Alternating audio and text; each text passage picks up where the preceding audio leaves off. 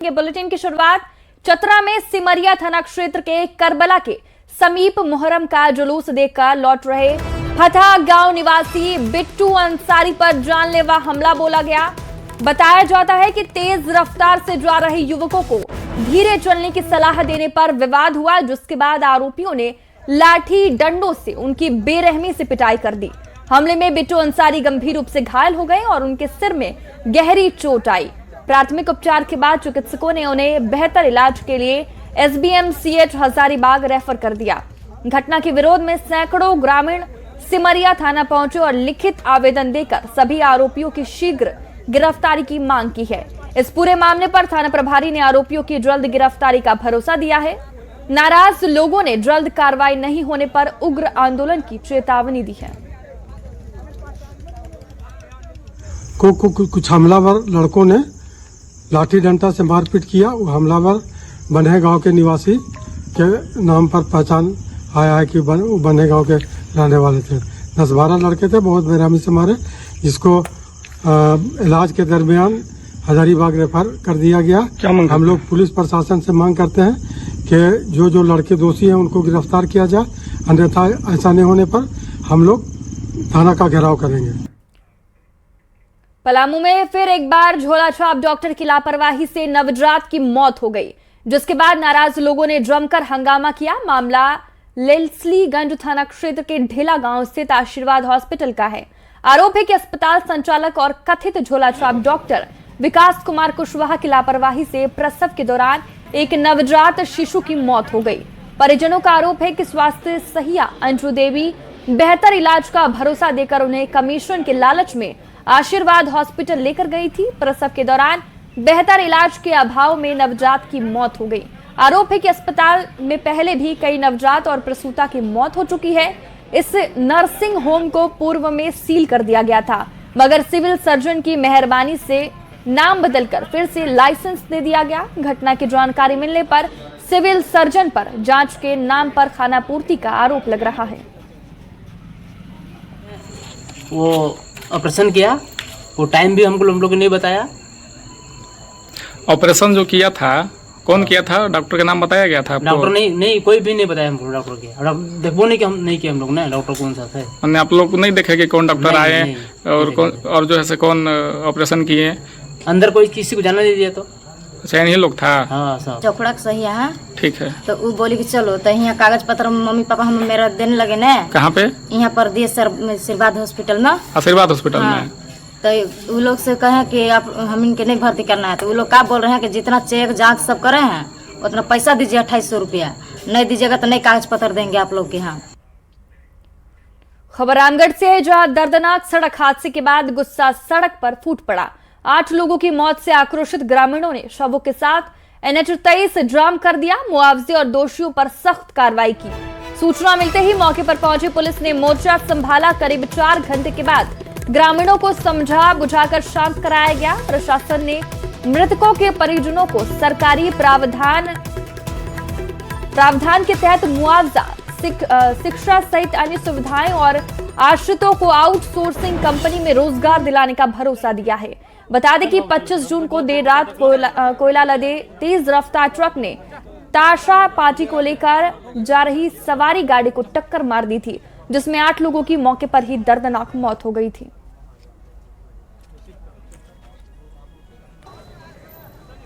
चाईबासा में मिले mortar shell को सेना के बम निरोधक दस्ते ने डिफ्यूज कर बड़ा खतरा टाल दिया।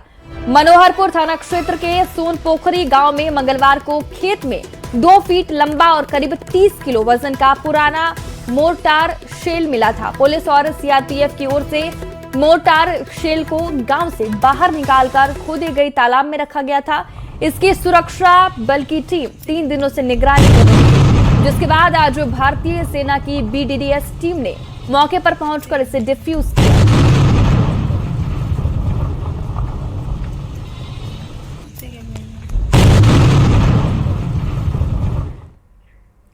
विकास की ओर इंसानों के बढ़ते कदम की भारी कीमत पेड़ पौधों को चुकानी पड़ रही है।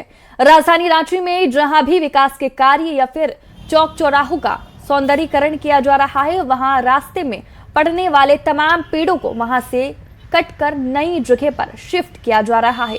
करीब 35 साल पुराने गुलमोहर के पेड़ को बड़ी ही सावधानी के साथ उसके जड़ों से निकाला जा रहा है। जड़ों पर एक खास तरह का केमिकल लगाया जा रहा है। इस केमिकल को लगाने से पेड़ अपने बेहोशी की प्रक्रिया में या फिर लंबी नींद में चले जाते हैं। शिफ्टिंग से पहले पेड़ की जड़ों को अच्छी तरह प्लास्टिक और बोरे से पैक कर दिया जाता है ताकि उनके रूट ब्लॉस सुरक्षित रहे।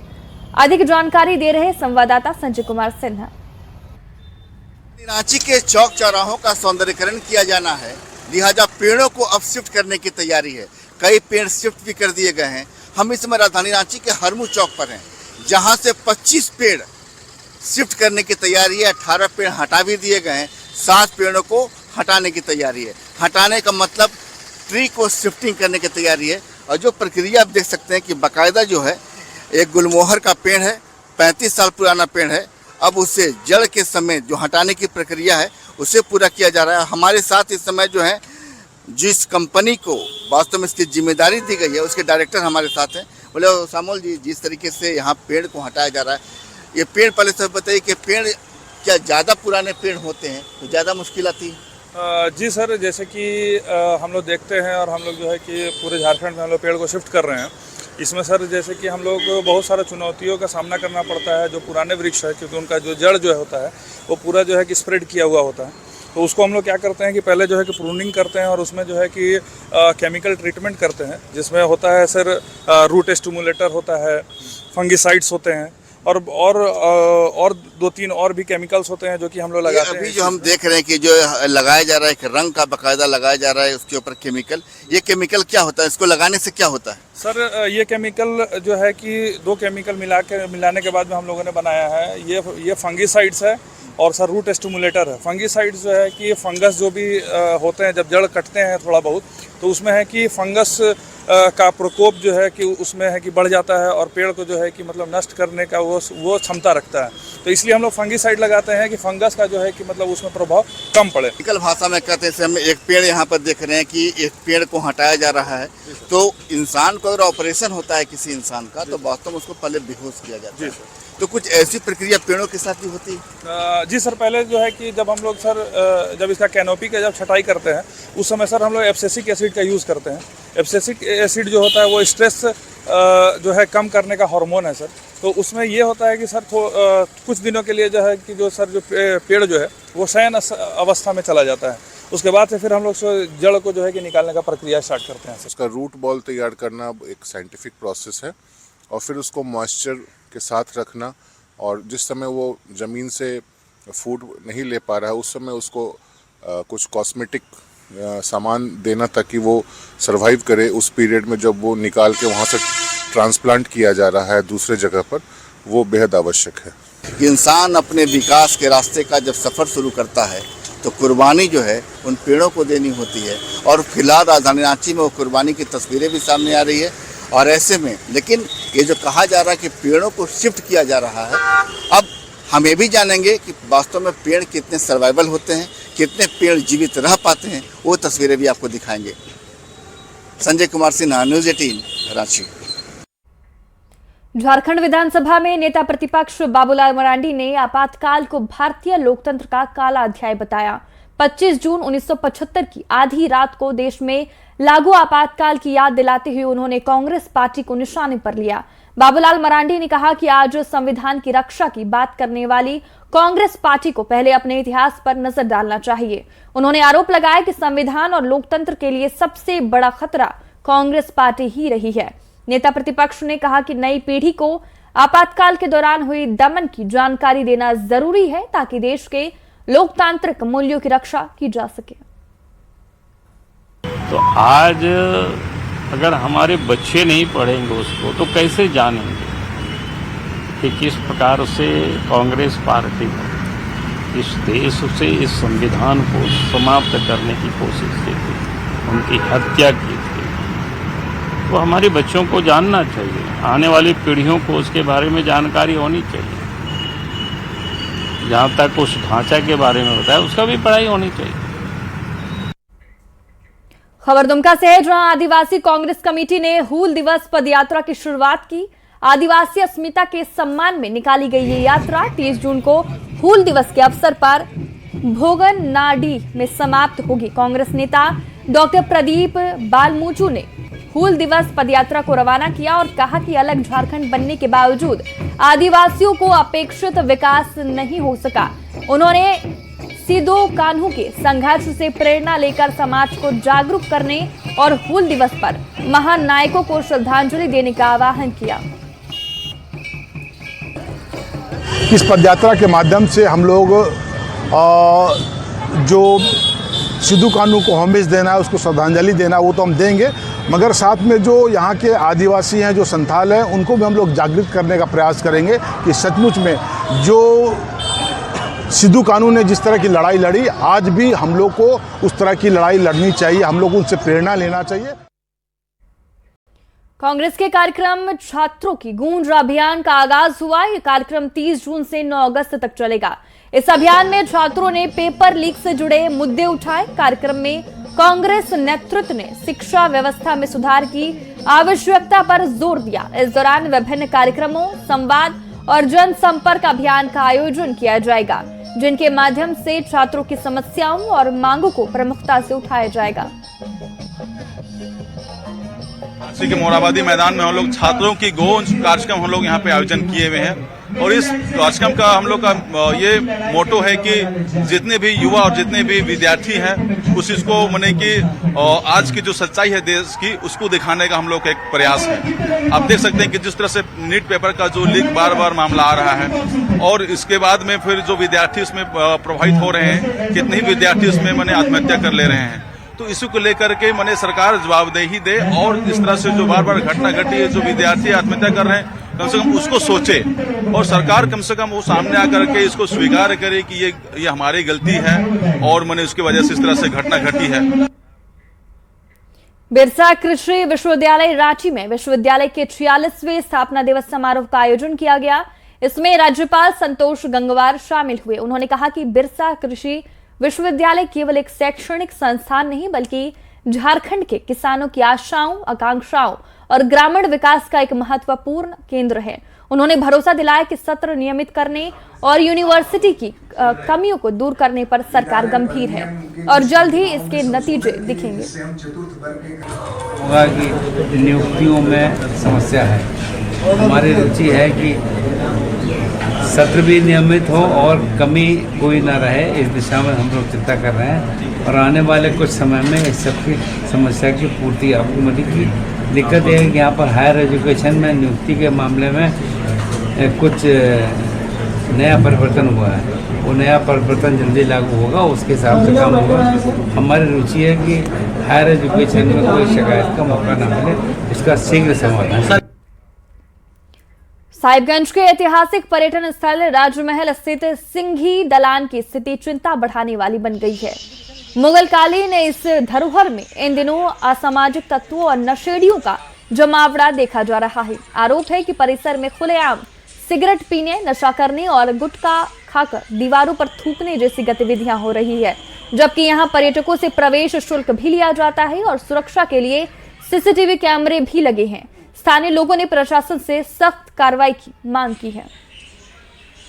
सिंघी दलान जो है मानसिंह राजा के दौर का एक पर्यटक स्थल है, जो हम लोग का राजमहल वासियों के लिए गर्व का विषय है कि एक पुराना धरोहर है हम लोग का यहाँ राजमहल में सिंघी दलान। उस पर भी खुलेआम गुटखा में डालकर एमडी नामक नशीला पदार्थ खाते हुए देखा गया है।